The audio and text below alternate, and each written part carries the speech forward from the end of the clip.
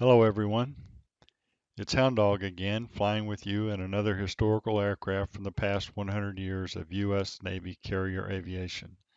Today is November 25th, 1935, and we will be flying the Great Lakes BG from the San Pedro Naval Air Station, Long Beach, California, to the USS Ranger CV-4.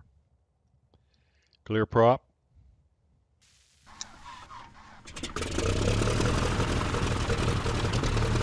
Radio check 1, 2, 3, 3, 2, 1, radio check.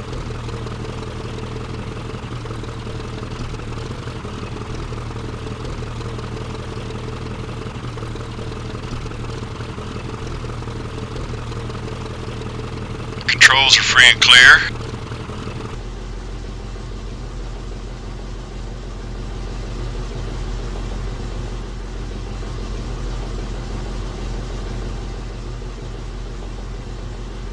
No traffic in sight, and we are ready for takeoff.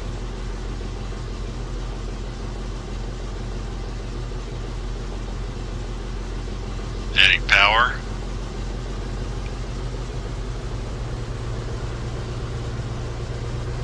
Instruments look good, and we're rolling.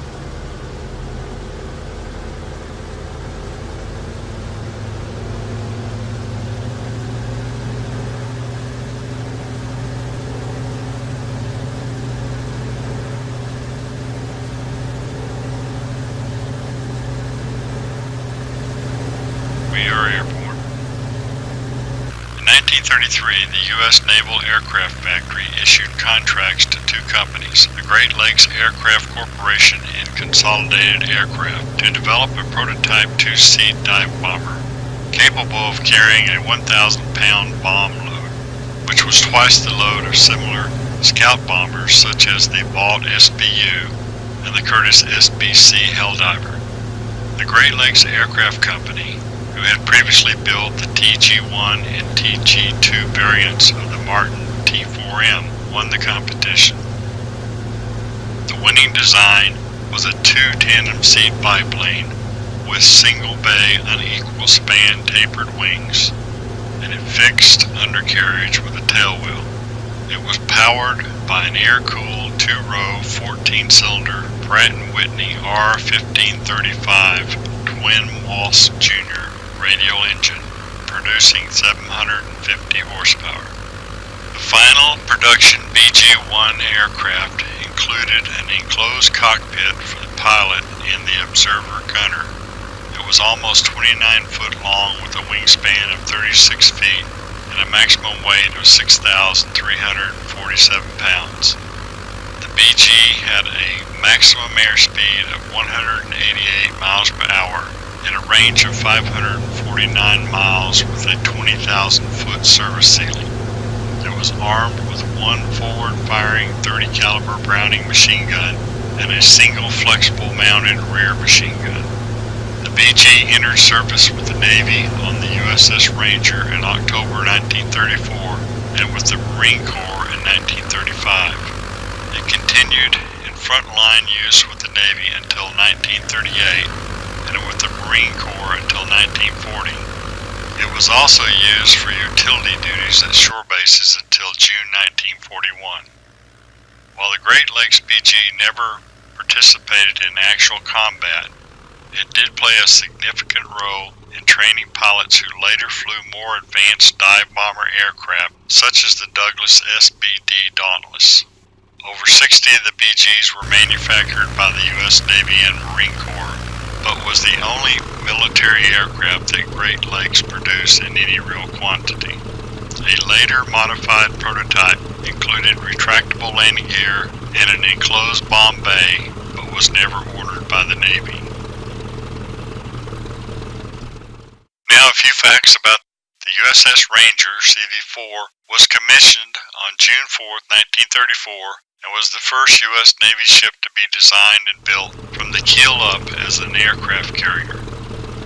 Ranger was a relatively small ship, closer in size and displacement to the first U.S. carrier Langley. It had a narrow hull and 1 inch of armor on the hangar deck. Due to space limits, the carrier was equipped with geared turbines. The ship was modified to include an island and 6 small smokestacks with 3 on each side of the aft hangar. The hinge stacks were rotated to a position parallel with the hangar deck during flight operations. Well, it looks like our tailhook is inoperable. I will just make a couple of passes on the Ranger before heading back to the field. The hangar deck was semi-open with large foul-weather roll-up metal curtain doors. The Carrier had 3 elevators but no catapults and was capable of carrying 76 aircraft at the time. The Ranger was one of the first U.S. Navy ships heavily armed with light automatic weapons to defend against dive bombing attacks, and was initially fitted with 40 50 caliber machine guns, 6 40mm quadruple mounts, and 46 20mm mounts. Deemed too slow for use with the Pacific Fleet's carrier task forces, the ship spent most of the war in the Atlantic Ocean conducting neutrality patrols and later participating in combat air support operations. As the largest carrier in the Atlantic Fleet, Ranger led the task force that comprised herself and 4 escort carriers that had been converted from oil tankers. On 3 January 1944, the Ranger became a training carrier out of Quonset Point, Rhode Island. The ship was decommissioned in October 1946 and sold for scrap in 1947.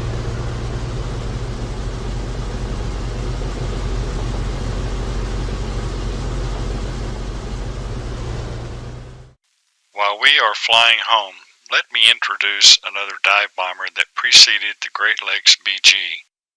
The Martin BM was designed by the U.S. Navy Bureau of Aeronautics as a 2-seat special-purpose torpedo dive bomber biplane with fixed landing gear and tail wheel. 2 prototypes were ordered in June 1928, one from Martin and one from the Naval Aircraft Factory. During initial testing, the Martin XT-5M aircraft suffered structural damage during a pull-out from a dive and had to be returned to the factory. After a redesign and rebuilding of the wings, the aircraft was handed over to the Navy in May 1930 for service trials. The XT-5M prototype was powered by a 520 horsepower Pratt & Whitney R1690-22 Hornet radial engine, and following successful testing, the Navy ordered 16 aircraft with the more powerful R1690-44 engine and designated it BM-1. Another 16 were ordered in October 1931 and designated BM-2. The first production BM-1 was delivered to the Navy at Anacostia for acceptance testing in the September 1931. The Navy refused to accept the type after a fatal crash during a test dive. Martin modified the second production aircraft, used the same serial as the crashed aircraft, and re-delivered it to the Navy in January 1932. The Martin BMs operated for multiple carriers from 1932 to 1938, but were all out of service by the end of 1939.